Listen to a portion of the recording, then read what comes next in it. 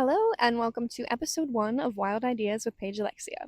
Since we just recently celebrated the 250th anniversary of the US, I thought it only appropriate to start with our national symbol and a beacon of hope for conservation, the bald eagle. Let's get started.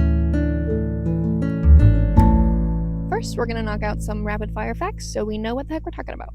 The scientific name for bald eagles is Haliaeetus leucocephalus. They're considered a bird of prey.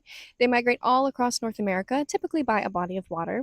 They're opportunistic carnivores, but their diet mostly consists of fish, and their population status is of least concern. But unfortunately, that wasn't always the case. While their numbers are stable and continuing to increase now, in 1963 they were considered endangered, with only 417 nesting pairs in the wild. And that was largely due to an insecticide called DDT.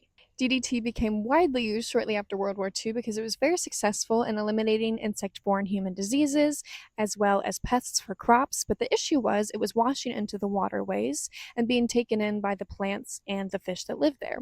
So all of the birds of prey that were eating these fish, like the bald eagle, all the toxins compounded up the food chain in a process known as biomagnification. DDT was dangerous for many different species, including humans, but for the bald eagle specifically, it made their eggs very fragile so that they broke during the incubation period, and the population wasn't able to sustain itself.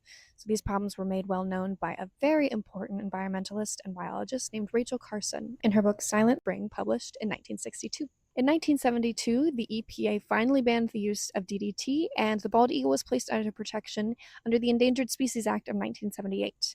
This set off a chain reaction of a lot of collaborative conservation efforts to protect, breed, and reintroduce this beautiful bird back into the wild. With time, the bald eagle proved to be a very important conservation success story.